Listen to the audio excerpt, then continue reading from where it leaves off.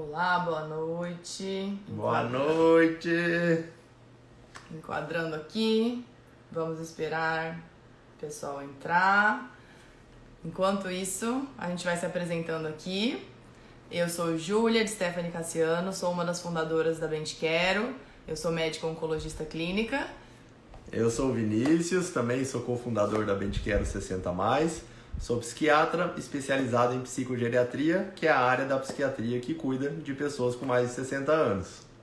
Isso, nós dois juntos somos os fundadores da Bem Te Quero 60+, que é um portal, um porto seguro, uma plataforma que vai conectar as pessoas com 60 anos ou mais, seus familiares e amigos, a profissionais e serviços que são dedicados e especializados nessa área, a cuidar da saúde, do bem-estar e de todas as outras áreas que englobam esse bem-estar e a saúde das pessoas, lazer, entretenimento, diversão, aprendizado. Então, a gente vai conversar um pouquinho com vocês e essa live é justamente para a gente aproximar, criar esse vínculo. A gente fez uma série que chama Longevidade, Bem-vindo à Longevidade com Qualidade, e nós convidamos os profissionais que estão na plataforma conosco para participarem uma vez cada um, né, todas as quartas-feiras, dessa live onde a gente vai debater e conversar sobre temas de importância para a saúde, para o bem-estar das pessoas e apresentar esses profissionais a vocês também. Então hoje a gente vai começar a inaugurar essa série. Quero dar boas-vindas aqui, o pessoal está entrando. Muito obrigada por estarem aqui com a gente. E eu vou pedir para vocês sinalizarem se o áudio tá bom, se tá dando para entender a gente bem, se tá tendo interferência. Comenta aqui, manda alguma mensagem pra gente, um joinha se tiver bom, um aceno, e a gente vai ver se nossa convidada já entrou. Pessoal, também lembrem de clicar no coraçãozinho e no aviãozinho para mandar essa live para quem vocês queiram que assistam também. Chamem todo mundo, tá joia? Isso, aqui do lado tem esse aviãozinho aqui, os corações... Aê! Já vi coraçõezinhos. E mandem suas perguntas também. Joia, Gui, Anne, Maravilha. Nete estão aqui com a gente. Ótimo, que bom, tá tudo certo. Então já estamos prontos para começar. Deixa eu ver se a nossa convidada... Carol... Vi, acho que você pode conversar, apresentar um pouquinho a nossa convidada de hoje, a primeira da live, pro pessoal. Pessoal, hoje quem vai conversar com a gente é a Maria Carolina Fontana, a Carol, a gente vai chamar ela assim. A Carol, ela é neuropsicóloga, ela é formada pela Unesp de Bauru e depois ela fez especialização em neuropsicologia lá no HC USP de São Paulo e depois fez mestrado aqui. Ah, tá chegando aqui, ó. Ela tá aqui. Oi, Carol! Aí você precisa pedir para participar da live para eu aceitar e te chamar para cá. E aí depois ela fez mestrado aqui na USP de Ribeirão. Participou também, trabalhou bastante em ambulatórios de neurologia, então tem bastante experiência. E aí ela vai contar pra gente um pouquinho da trajetória dela. Vamos esperar a Carol chegar. Ah, o pessoal tá animado, tô gostando. Maravilha! Oi, Carol! Oi, Vinícius, tudo bem? Tudo jóia? Vocês me ouvem bem? Oi, Carol, estamos te Sim. ouvindo. Que Tá joia! ótimo! O pessoal já tá chegando por aqui. O Vi tava te apresentando, Carol, e eu vou pedir licença a vocês que eu vou ficar aqui nos bastidores, tá bom? Para ajudar aqui na live. Ótima live, pessoal. Obrigada. Vamos lá! Carol, mais uma vez, muito obrigado pelo aceite em participar da live. A gente estava explicando como a gente criou então essa série de lives, né? Bem-vinda à Longevidade com Qualidade, para a gente poder explicar, não é, vários assuntos relacionados à longevidade, correlacionando com o propósito da Bem Te Quero, não é? Que é justamente unir as pessoas com mais de 60 anos aos profissionais que prestam, né, um serviço especializado. Então a gente tem o prazer de inaugurar essa série de lives com você e vamos conversar bastante aqui sobre saúde mental acima dos 60 anos e correlacionar isso com a pandemia. Eu te apresentei e falei da sua formação, não é? Na Unesp, depois no HC de São Paulo, depois aqui em Ribeirão. mas conta um pouquinho para a gente da sua trajetória, como é que foi essa sua formação acadêmica, como é que você foi direcionando sua carreira para atender o público 60 a mais. Se apresenta aí para a gente, Carol, por favor. Obrigada, Vinícius. Primeiramente, para mim é um prazer estar aqui, né, falando de um assunto que eu gosto muito e com pessoas que eu gosto muito, para pessoas, né, que eu gosto muito também. E falando um pouquinho da minha trajetória, na faculdade eu cheguei a fazer alguns atendimentos, né, a pessoas com mais de 60 nos estágios, Legal. né, comportamental, mas principalmente mais voltado para a área de terapia do luto, né? Porque essa é uma faixa etária onde a gente lida com muitas perdas, né? Onde a pessoa lida com muitas perdas. Depois que eu me formei, eu vim para Ribeirão para fazer o aprimoramento no Hospital das Clínicas, né? E eu passei por várias áreas ali dentro do hospital, entre elas a geriatria, né? Foi uma das áreas que eu passei. Bacana. Quando eu prestei o concurso para ser psicóloga contratada do HC, a minha vaga, né, eu fui chamada para ser psicóloga da neurologia. E aí, dentro da neurologia, a gente tem uma interface, né, muito grande com a geriatria, principalmente laboratórios, né, de neurocomportamental, onde trabalha, né, com pacientes já com um quadro demencial instalado. Mas eu fiz alguns atendimentos na enfermaria de geriatria. Então, aí eu fui tendo mais esse contato com os pacientes acima dos 60 e, posteriormente, aí em consultório, né? Então, continuei trabalhando com essa população. Muito legal, muito legal. E muitas pessoas, né, não sabem, talvez, qual que seja a diferença, né, da psicologia clínica para a neuropsicologia, né? Explica para a gente um pouquinho como é que é essa formação em neuropsicologia, o que você faz no dia a dia, o que é de diferente da psicologia clínica para a neuropsicologia? A psicologia clínica, ela vai trabalhar mais com aspectos emocionais, né, desse envelhecer, né, falando especificamente aí para esse público, né, dos 60 a mais. Então, ela vai trabalhar com questões como eu falei no começo, né, de perdas, de luto, de mudanças, né? Então, provavelmente, nessa faixa etária as pessoas já estão aposentadas ou para se aposentar, né? Então, a perda aí né, desse papel de trabalhador, a perda de alguns familiares, né? Então, na psicoterapia clínica, na psicologia clínica, a gente vai trabalhar questões mais nesse sentido, né? As repercussões emocionais de toda a neuropsicologia, ela vai trabalhar, ela vai tentar compreender muito mais o funcionamento cerebral dessa pessoa acima de 60.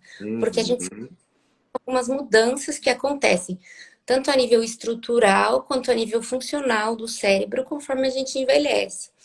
E aí, na neuropsicologia, a gente vai tentar entender sobre esse envelhecimento. Se as queixas do paciente, por exemplo, de memória, dificuldade de memória, dificuldade de atenção, alguns prejuízos que ele possa estar tendo no funcionamento cognitivo no seu dia a dia, tem relação com o processo natural do envelhecer, tem relação com algum processo emocional que pode prejudicar essas funções também, ou se tem uma relação já com o início de um quadro mais demencial, né, instalado. Legal, Então, muito interessante. Muito interessante, Carol. Inclusive, né, lá no site da Bem Te Quero, a Carol, ela, né, apresenta vamos dizer, essas duas facetas do trabalho dela, né? Então, para quem precisar de assistência em psicologia clínica, encontra a Carol, né, lá no botão de solução de Mais Alegria de Viver, né? Então, lá a Carol explica como é que é o trabalho dela na psicologia clínica. Já na neuropsicologia, vai encontrar no botão de melhorar a memória.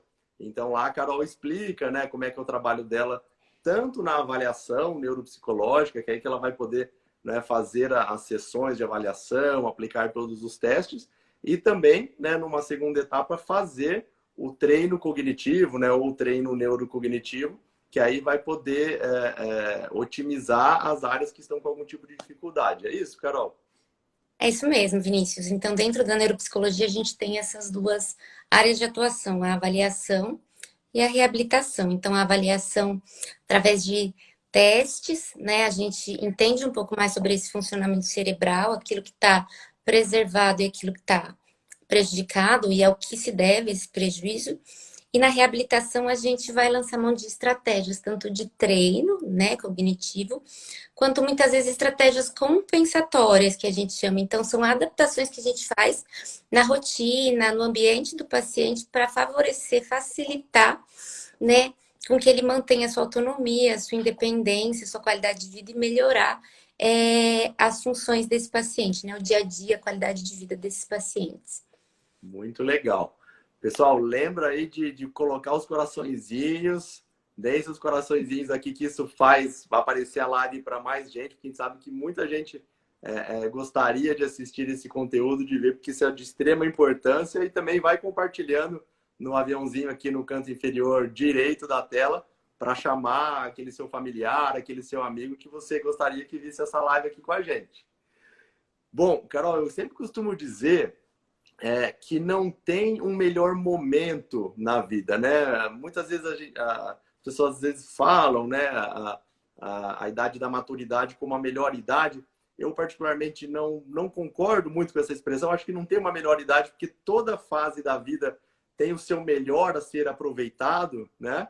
Porque todas elas têm as suas dores, mas também as suas delícias, né? A gente saber entender cada uma delas e potencializar, né? Conseguir tirar o melhor de cada fase da vida. E acima de 60 anos é a mesma coisa. E tem alguns mitos, né? Às vezes o pessoal fala, agora já está sossegado, já está para se aposentar ou se aposentou, já criou os filhos ou já fez o que tinha que fazer, enfim, agora é só descansar. E a gente está vendo, né, ainda bem, uma mudança em relação a esse tipo de pensamento, de as pessoas poderem perceber, né, essa transição, por exemplo, né, de encerrar um ciclo num emprego, mas com a possibilidade de eventualmente começar uma nova carreira, ou se não, né, colocar alguns sonhos em prática, enfim, de um novo horizonte que se abre. Mas, por outro lado, né, como você disse, as mudanças, né, podem trazer algum tipo de desconforto ou de sofrimento emocional. No consultório, o que você mais vê e o que você faz para ajudar as pessoas que te procuram? Uhum. É muito variado, assim, Vinícius, as demandas que a gente vê, né, desse público. Como eu te falei, eu acho que com a pandemia, o que mais esteve presente foi a restrição, né, eu acho que isso mudou até um pouco com a pandemia. Então, antes da pandemia, a gente tinha uma variedade de situações, né? Acho que tinha muito a questão assim.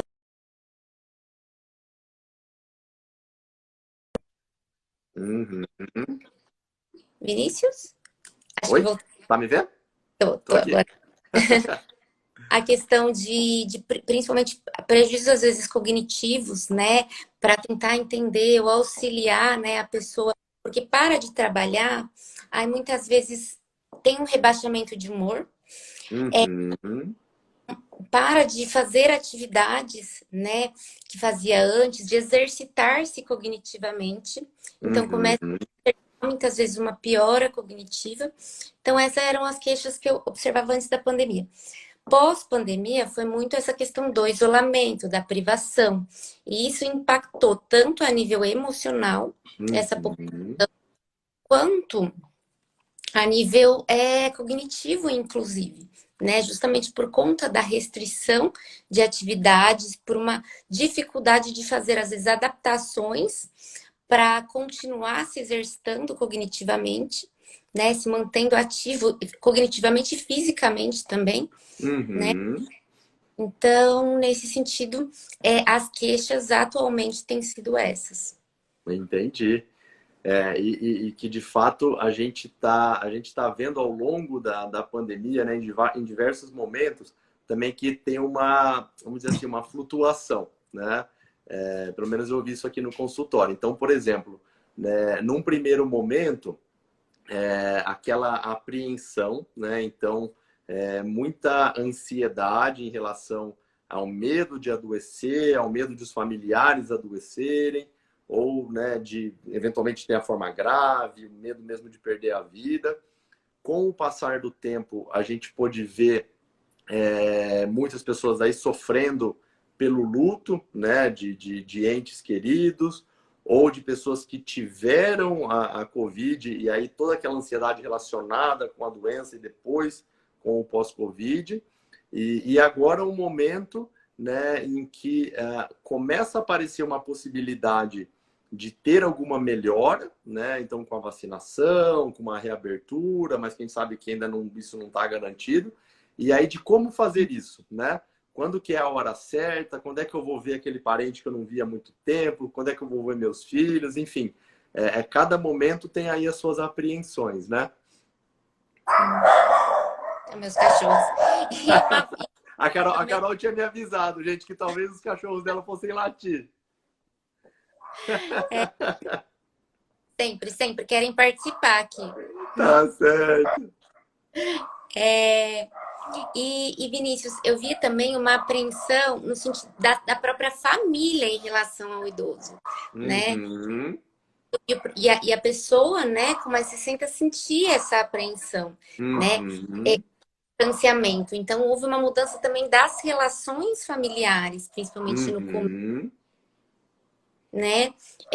De não se sentir, os familiares com medo de se aproximarem e de repente passar para os idosos, né, para o familiar mais idoso, o familiar, né, mais idoso com medo de receber essas pessoas em casa. Uhum.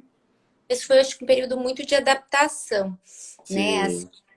ansiedade de não saber o que fazer, ou como lidar, né, com aquilo que era muito novo, né?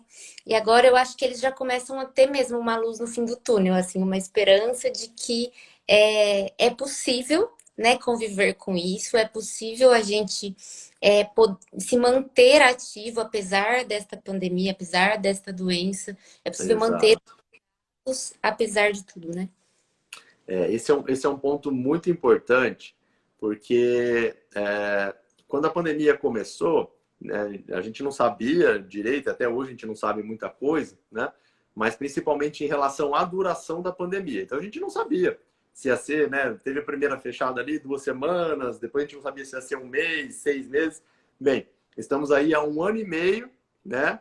E vendo que a vacinação ajudou muito, mas tem alguns lugares que mesmo vacinando estão aparecendo casos de novo. Então, enfim, a gente não tem muita certeza, né?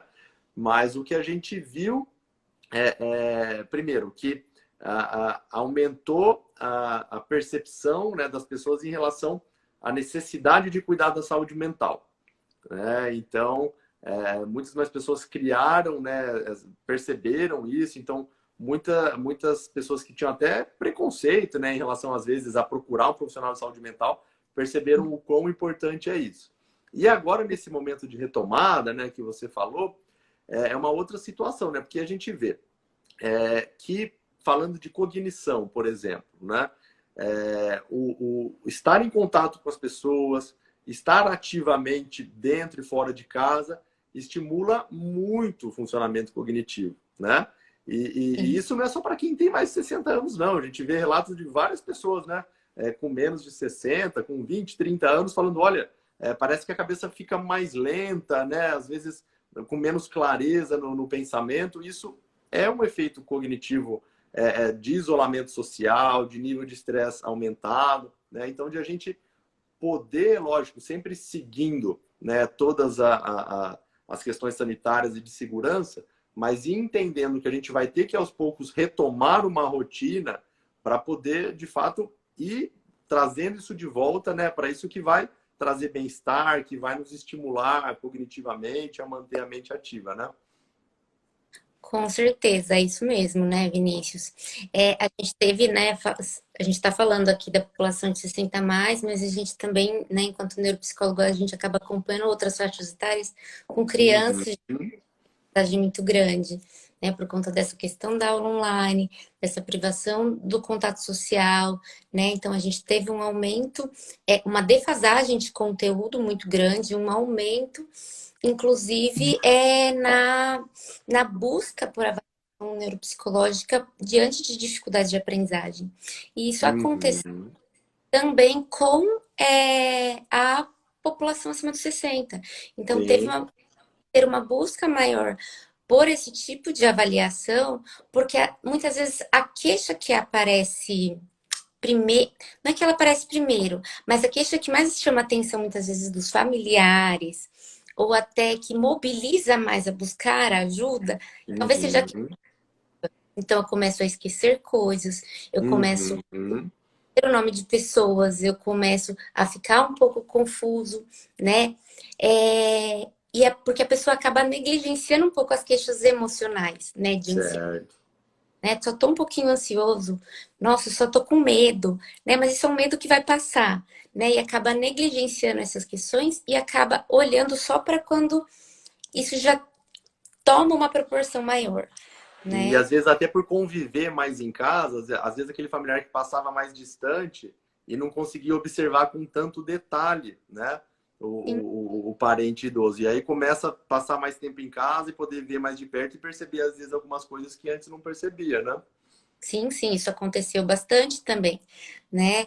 E aí a gente teve. E outra coisa que a gente observa também, né? Que em decorrência do Covid, da contaminação por Covid, o próprio Covid deixa sequelas cognitivas, né? Exatamente, exatamente.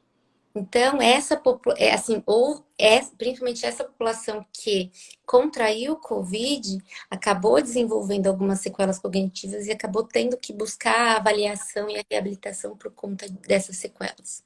Perfeito. Olha, o Mário Freire, personal, fez um comentário aqui muito interessante, falando que justamente, né, talvez os idosos e as crianças foram os mais afetados. Com certeza foram. Isso tem estudo mostrando. Criança não é a minha especialidade, né, mas eu vi que o impacto talvez tenha sido até maior do que no 60 mais, porque é um período de desenvolvimento, né? Então essa o, a parte de aquisição mesmo ali, né? De inteligência emocional, de socialização, de estágios, né? Do desenvolvimento neuropsicomotor que a pandemia podem ter afetado. E os adolescentes também, né? Essa questão de pertencer aos grupos, de estar em contato. Então, por motivos diferentes, né? Essas duas faixas etárias foram realmente as mais afetadas.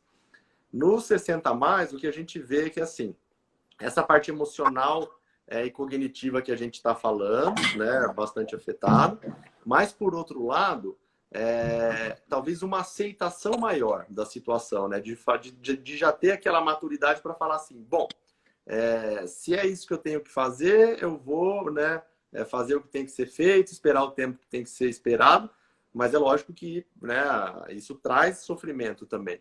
Mas sempre tem os teimosos, né? A gente vê que tem uns teimosos que ainda não seguem, né, as orientações, saem para a rua, então a gente tem que cuidar deles. Exatamente, né, Vinícius?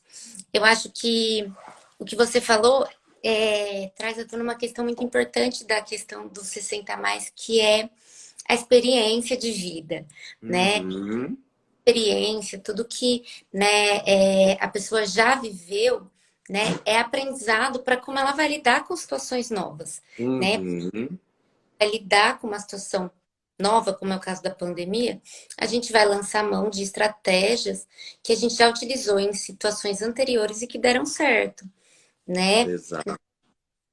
Para alguns a estratégia vai ser ignorar e fingir que nada está acontecendo. Para outros vai ser se adaptar, né? O que eu posso dizer assim que eu tenho visto que favorece uma boa adaptação, né? É ter variabilidade, assim, Perfeito. fundamental, variabilidade de recursos. Então, eu não posso fazer coisas fora de casa, eu vou tentar fazer dentro, eu vou tentar aprender uma coisa nova, eu vou tentar me comunicar com os amigos de forma online, eu vou tentar, Perfeito. né, me adaptar a esse novo cenário, ter essa variabilidade, né? Então, eu acho que o que eu pude perceber é que as pessoas que conseguiram se adaptar, e principalmente os idosos, talvez, por ter uma experiência maior, tem um arcabouço maior de variabilidade de coisas, de recursos psicológicos, Perfeito. tá? Conseguiram se adaptar a isso, né? Perfeito, Carol. Você sabe que isso é uma coisa que quando o tema é esse, né, mesmo antes de pandemia, mas que eu falo em palestras, falo muito em consultório, que ao longo da nossa vida, é muito importante a gente ir gerando um repertório, né? Um repertório de interesses, um repertório de experiências, um repertório de convívio, porque por alguma impossibilidade, seja ela física, cognitiva, mental ou sanitária, como essa que a gente está vivendo agora, a gente consegue ter mais flexibilidade para substituir, às vezes, uma atividade por outra, né? Então, dando um exemplo simples aqui, se eu não posso fazer uma atividade hoje, né, fora de casa, de que eu posso fazer em casa, né? Uma leitura, música, usar o computador, enfim, né? Quanto mais opções a gente vai adquirindo, né, mais ferramentas ao longo da vida, mais a gente tem para usufruir em momentos de restrição, né? Sim, exato. E é isso, né? E eu acho que também traz um pouco da resiliência, né? Porque a pessoa acima dos 60, ela já lidou com muitas situações frustrantes, né? E lidar com situações frustrantes acaba fazendo com que a gente desenvolva uma resiliência maior, né? Exato. E são pessoas que desenvolveram, né? Conseguiram, né, ter esse aprendizado ao longo da vida e desenvolver essa resiliência. Exatamente. A Ju perguntou aqui, e é uma pergunta muito boa, de quais que são os sinais de alerta que a gente pode listar aqui para que a pessoa, por ela mesma, possa perceber que alguma coisa não está legal com ela ou de algum familiar também possa perceber em relação a alguém da casa. Tá. Você quer falar primeiro, Vinícius? Você quer que eu fale? Pode falar. Com relação à questão emocional, eu acho que é importante ficar atento à mudança de comportamento do idoso, né? Então, de repente, ele era um idoso que era muito ativo e agora está pouco ativo. Ele era uma pessoa que falava bastante, se comunicava bastante e agora não está se comunicando tanto. Exato. Era uma pessoa que gostava, né, de estar com os familiares e agora fica mais restrito ao quarto. Tem se alimentado menos, né? Tem dormido mais ou menos. Então, esses são sinais que chamam bastante atenção para questões emocionais. Às vezes, uma das coisas que as pessoas acabam não se atentando, né? Porque eles pensam, às vezes, em depressão só na tristeza, na apatia, mas é comum aparecer, principalmente a idoso, é a irritabilidade. Ele ficar mais nervoso, mais irritado, né? Ficar mais impaciente. Exatamente. E com relação aos cognitivos, é essa questão de, principalmente, né, o que a gente observa é a memória, que é o que começa a ter dificuldade. Então, repete várias vezes a mesma coisa. Quando você fala uma coisa, dali a pouco pergunta, né, de novo aquilo que você já falou, né, pergunta várias vezes a mesma coisa. Esquece conhecidas, né, pessoas familiares ou pessoas às vezes até famosas, né, da TV, assim, né, não consegue contar, assiste um filme ou assiste um programa na TV e não consegue falar sobre o programa, contar sobre o que assistiu. Acho que seria... E perceber funcionalidade também, né? Porque uma das coisas que também é comum de a gente ver é de aceitar algumas perdas na funcionalidade como normal da idade. E nem sempre é, né? Então, aquela coisa, sempre foi ele que cuidou das finanças. Agora ele passou para os filhos. Mas é normal, né? Com a idade. Não necessariamente, né?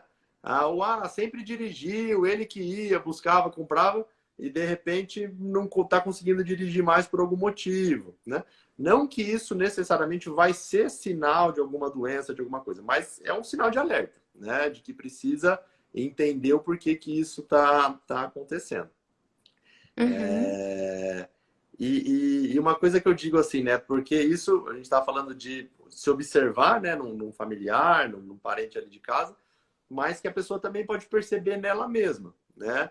E muitas vezes, até a gente é muito mais, vamos dizer, entre aspas, assim, treinado ao longo da vida para reconhecer uma queixa, uma alteração física, né, com a gente. Então, se eu tô com uma dor de cabeça, uma dor de barriga, rapidamente já entender aquilo como um sinal.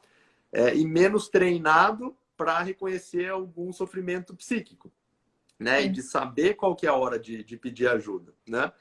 Então, uma analogia que eu uso muito é de pensar assim, você começou com um incômodo no pé, né? De repente você não está sentindo nada, daqui a pouco começa um incômodozinho, daqui a pouco você está ali, vamos dizer, com o calcanhar queimando, ardendo, e você precisa ver o que está acontecendo, né? Aí você vai olhar para aquilo, vai ver, minha meia que engruvinhou ali está incomodando, é o sapato que não está bem adaptado e está machucando meu pé, é uma pedra que está ali. Então você precisa entender o que está acontecendo para buscar a solução para aquilo, né? E emocionalmente é a mesma coisa. A gente precisa parar um pouquinho, né? Analisar a situação, entender, buscar nomear aquele sentimento. O que eu estou sentindo, né? Eu estou apreensivo, estou ansioso, estou nervoso, estou com raiva, estou com medo, estou triste. Tentar identificar que tipo de situação é aquela, que tipo de sentimento que está tendo, né?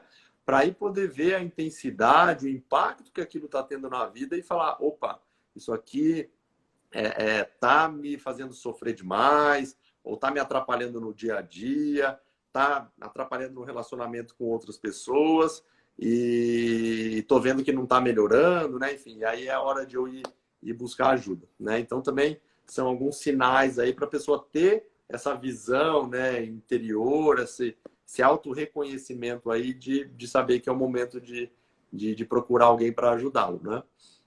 Exato. E acho que você falou uma coisa muito importante, né, Vinícius, de você reconhecer e não julgar, porque a gente aprende Uhum. ao longo da vida, né, com relação aos aspectos emocionais, a gente, com relação ao sintoma físico, como você falou, a gente aprende a reconhecer e muitas vezes a gente aprende que a gente tem que fazer uma coisa com relação àquilo, assim, né?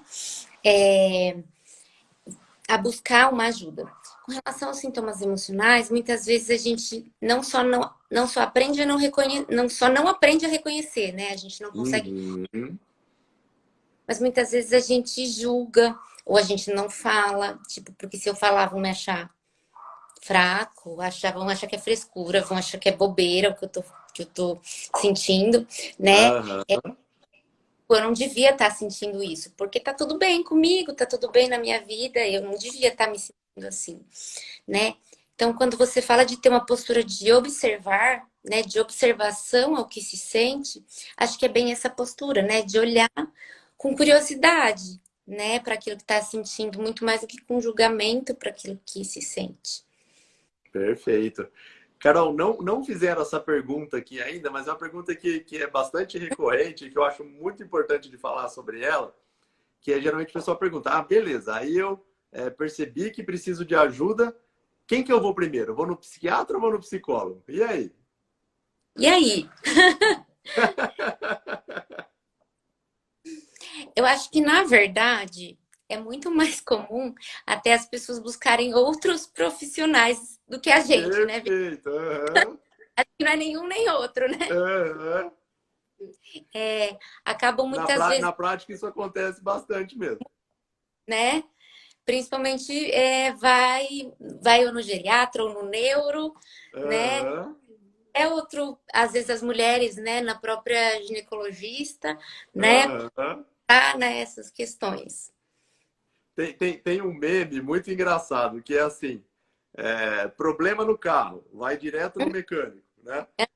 Problema elétrico na casa, vai direto no eletricista. Aí vai para os médicos, né? Dor de cabeça, vai no neuro. Aí Uhum, sofrimento emocional, dá uma volta, uma volta, uma volta, até chegar num profissional de saúde mental, né? exatamente. A explicação que eu tenho para isso por um lado, também o grande mito que se tem, né, muito tabu ainda em relação a cuidar da saúde mental, aquela coisa de que não tô louco, então não preciso ir no psiquiatra, não preciso ir no psicólogo, ou de que Uhum, imagina, isso é frescura, isso é fraqueza, né? Então são todo esse tipo de coisa que a gente ouve em relação à saúde mental. E que, né, como a gente falou um tempinho atrás, para quem está chegando agora, uma das coisas, né, que se é que dá para a gente, eu acho que sempre a gente tem que aprender com as situações. Então isso é inegável. Foi um lado bom da pandemia, de que as pessoas puderam se perceber mais emocionalmente, perceber a importância da saúde mental e entender que a gente separa isso didaticamente, mas a gente é uma coisa só, né? A nossa questão física, mental, de espiritualidade, tudo isso tudo se concentra aqui nesse ser que a gente é, né? Então, para a gente ter, e aí vou separar didaticamente, né? Uma saúde mental boa, isso exige um físico bom, e para a gente ter um físico melhor, se a gente tiver com a saúde mental melhor, então, o adoecimento é a mesma coisa, da mesma maneira que o nosso corpo eventualmente pode perder a capacidade, por exemplo, de controlar os níveis de pressão arterial ou os níveis de açúcar no sangue, que se isso não for cuidado, isso vai tendo consequências de curto, médio, longo prazo. Nossa saúde mental é a mesma coisa, né? A gente lida com situações do dia a dia, com acontecimentos de vida, com estresses, com alegria, com tristeza, e a nossa mente tem ali um jeito de funcionar, uma capacidade que às vezes pode ser superada, e isso, né, trazer consequências como transtornos de ansiedade, transtornos de depressão, transtornos psicóticos, que são muito diferente daquilo que a gente está acostumado a sentir no dia a dia e tem seus impactos, né? Então, acho que quanto mais informação a gente trazer a respeito disso e as pessoas entenderem que todo mundo está sujeito a adoecer do ponto de vista mental, como qualquer outra parte física, né? De novo, fazendo a separação para ser didático, mais fácil vai ser de as pessoas compreenderem que buscar ajuda é ok, né? Que para o bem dela, de ir, né? Se cuidar, de melhorar alguma coisa que está trazendo muito sofrimento, né? Com certeza, né, Vinícius? A gente sabe também que existem muitas doenças físicas que têm uma relação muito próxima com a questão emocional, né? Exato. Então, que nem, por exemplo, você falou até a própria dor de cabeça, você fala, né? Ela é uma delas. Então, existe muita relação entre dor, né? Não só enxaqueca, mas dores no geral, a própria fibromialgia, né? Uhum. E questões emocionais envolvidas, né? Questões dermatológicas, de pele, questões gástricas. Uhum. É muito comum quando a gente está ansioso, o que acontece, né? Dá aquela dor às vezes, na barriga, né? Aquele tremor. Quando a gente está muito preocupado com alguma coisa, às vezes a gente Exato. tem sensações físicas mesmo, né? Exato. Então, E aí, mas aí, então, respondendo a nossa pergunta, né, o que eu digo é assim, não tem uma ordem correta. Se você não estiver se sentindo bem, vá em quem tiver mais acessível para você, né? Se você estiver mais confortável em ir ao psiquiatra primeiro, vá ao psiquiatra. Se for ao psicólogo, vá ao psicólogo. Procurando bons profissionais, ambos vão saber qual que é a hora e a necessidade de encaminhar, né? Nem todo mundo que vai ao psicólogo necessariamente vai precisar do psiquiatra também, né? Mas eu particularmente tenho, né, a prática de, no momento que me procura, é muito difícil o remédio ser a única solução, né? Porque o psiquiatra, né, no nosso trabalho, a maioria das vezes o tratamento vai passar por um remédio, né? Para tentar reorganizar uma função cerebral ali que não está legal, que está causando aquele sofrimento. Mas isso não é tudo, né? Então, a indicação de um psicólogo, de às vezes um terapeuta ocupacional, fisioterapia, uma outra especialidade médica que vai complementar o tratamento. Então, a ideia é buscar bons profissionais que vão saber direcionar, né, o tratamento para o seu melhor. e o contrário também é verdadeiro, né? Então, muitas vezes o paciente ele chega para a terapia e é muito difícil a gente conseguir auxiliá-lo sem que ele esteja, né, com essa química cerebral organizada, né? Então, a gente precisa, né, dessa avaliação psiquiátrica, muitas vezes dessa terapia medicamentosa associada, até para que esse paciente aderir e fazer bom uso da terapia. Perfeito. Olha, a Rosana deu um exemplo perfeito aqui, ó. Vou ler. Peraí, cadê? Ó, meu marido não está querendo dirigir, mas fala que é por causa da idade. Eu entendo que é uma preocupação em relação a estar perdendo o reflexo. Afinal, tem 75 anos. Então, aí que tá. Tem que ver por que que tá perdendo o reflexo, né? O que que tá causando isso? Será que, eventualmente, é uma dificuldade mesmo de percepção, né? De receber a informação e reagir no tempo certo? Será que é uma questão de visão? Será que é uma questão motora, que às vezes tem um impedimento, vamos supor, de uma articulação ou de um grupo muscular que não está conseguindo responder na velocidade que precisa? Já teve algum tipo de incidente ou de acidente? Enfim, a gente não considera, né? Falar assim, ah, não, é esperado para a idade, né? Eu tenho pacientes de 91 anos que dirigem, né? Então, e que uma outra coisa, às vezes a família vem me procurar e falar, doutor, E precisa não, falar para ele que precisa parar de dirigir. Ah, precisa parar de dirigir por quê? O que aconteceu, né? uhum, Então, é uma coisa que a gente tem que ver, mas não podemos considerar como tudo normal da idade, né? exato, Então, a né? gente tem que... Acho que você falou, né, uma coisa perfeita, porque a gente precisa, não é só a gente olhar para o sintoma, né? Essa hiporreflexia, né? Essa perda de reflexo, mas Aham. entender a causa, o que está causando, se isso é tratável, né? Porque é muito Uhum. tratável.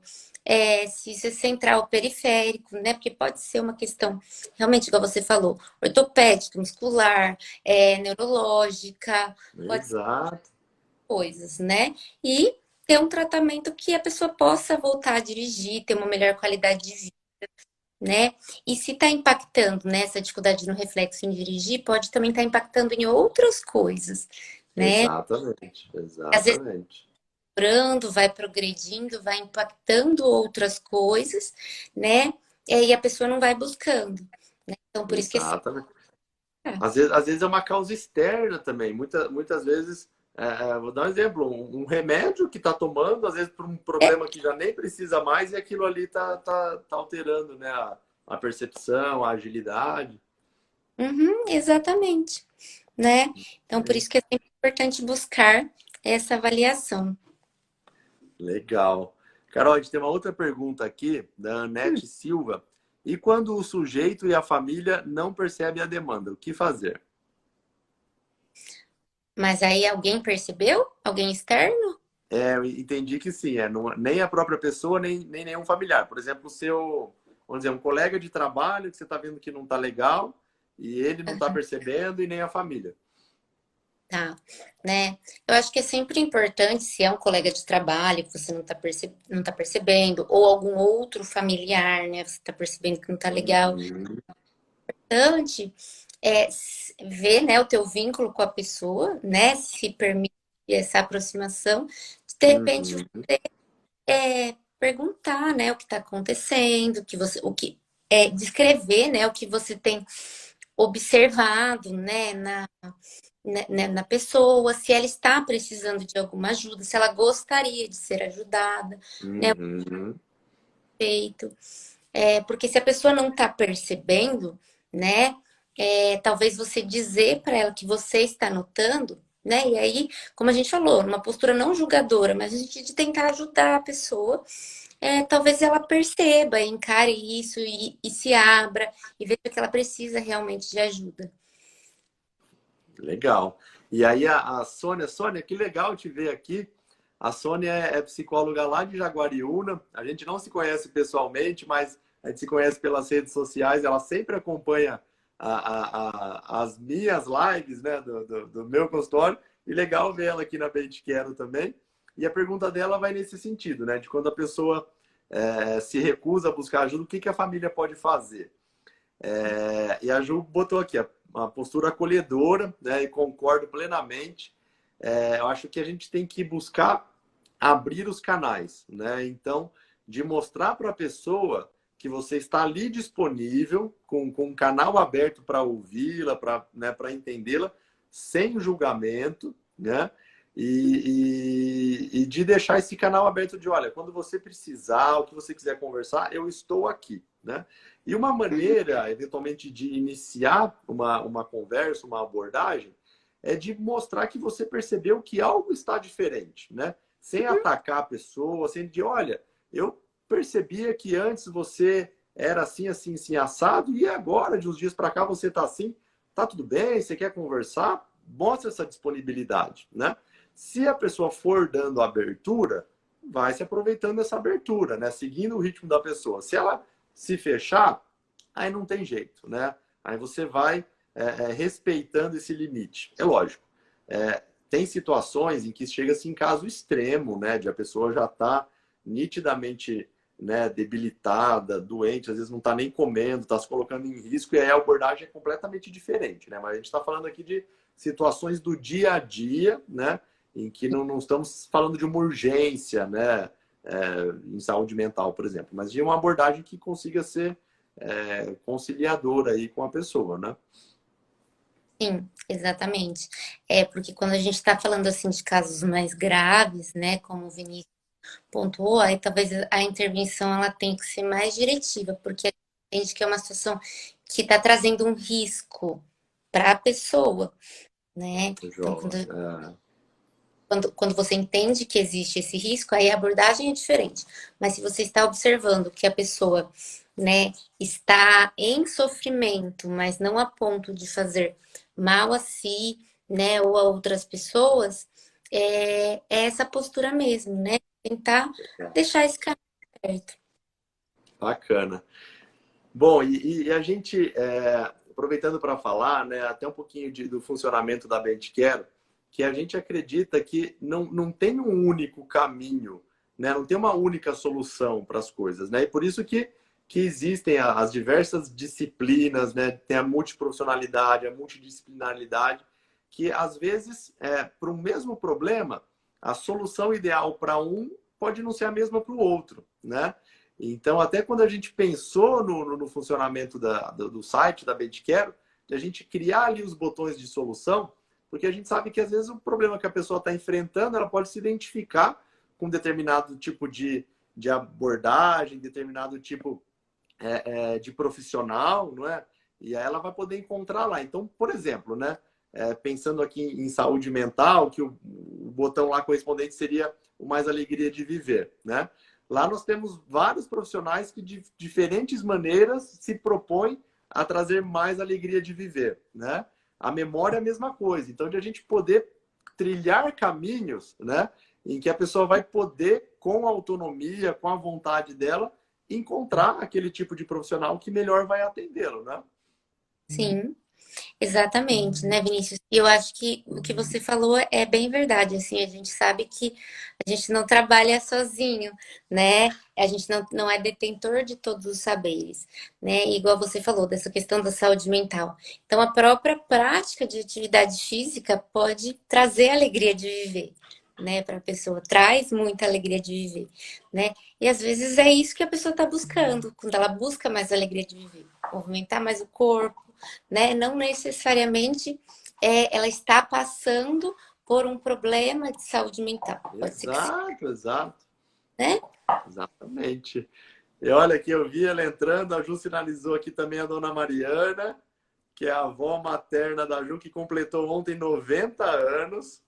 E ela é uma das nossas grandes inspiradoras aqui para a BenchCare, de exemplo de maturidade com qualidade, né? Uma pessoa que foi ativa a vida inteira, continua super ativa e é um exemplo para todos nós.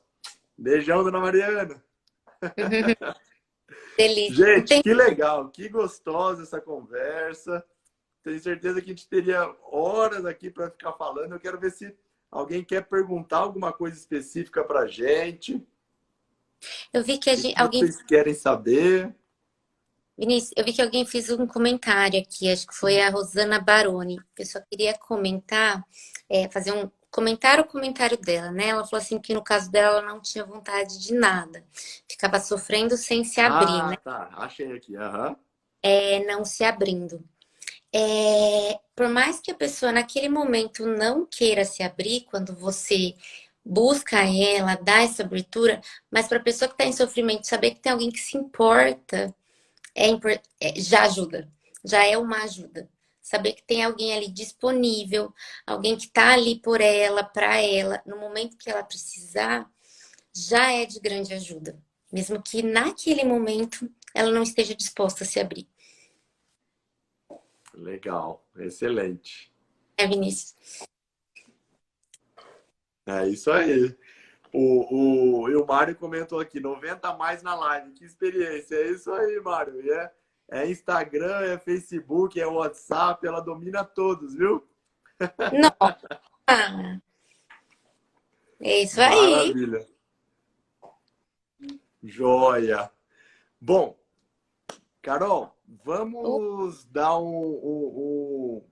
dicas aqui para o pessoal, então, que está aqui com a gente, quem vai assistir depois, do que a gente pode fazer daqui para frente para continuar, então, né? A gente, como a gente disse, não sabe até quando vai a pandemia, do que a gente pode fazer, né, para continuar mantendo aí a nossa qualidade, né, em saúde mental. Eu acho, Vinícius, que é tentar viver experiências que sejam significativas para as pessoas, né? Então, se a pessoa, né, tem essa necessidade de estar em contato com familiares, vamos tentar achar jeitos de estar em contato com esses familiares. De repente, é através da internet, de repente é num espaço aberto, onde exista a possibilidade, um risco menor, né, de repente, que tipo de programas a gente pode fazer para que essa pessoa seja incluída, né? Então, eu acho que é aquilo que é significativo para a pessoa. Se para a pessoa é significativo, né, estar em contato, fazer uma atividade física, então vamos tentar uma atividade física que seja, né, tomando todos os cuidados, mas que a pessoa possa se manter ativa, possa fazendo coisas. Eu acho que assim é ter recursos, aquilo que a gente falou de variabilidade do repertório. Então, aquilo que você gosta, aquilo que é significativo para você, sempre está inserido no seu dia a dia, né? Porque às vezes a gente fica muito preso a fazer uma atividade de um jeito. E a gente não pensa em outras maneiras de ter o prazer ou a satisfação do que aquela atividade nos proporciona. Então, por exemplo, eu saía com as minhas amigas toda semana. E agora não estou podendo sair mais por conta da pandemia. O que era significativo nessa atividade? Era estar com as minhas amigas. Outras formas você pode fazer para estar com as suas amigas. Né? Legal. E isso é muito parecido com o que eu falo no consultório também para os meus pacientes, Carol. E aí, Rosana, fico muito feliz que ela falou aqui, ela contou que ela é minha paciente, da Maria Cláudia, e que nós conseguimos ajudá-la. Fico muito feliz, né, com a sua melhora e de tudo que, né, você falou que encontrou nas plantas e de tudo que você tem feito. E é isso, a dica que eu dou, gente, é isso que a gente falou, né, do repertório que a Carol trouxe de novo, e de buscar o conforto nas decisões. Então, assim, se você está mais confortável em ficar em casa, né, e falar assim, não, eu aguento mais 6 meses, mais 1 ano, mais 2 anos, e você está confortável, ok com isso, ótimo, né? Fique assim, não ceda à pressão das pessoas, né, de querer que você faça diferente. Busque o seu conforto emocional. Agora, se não, estou extremamente desconfortável, né?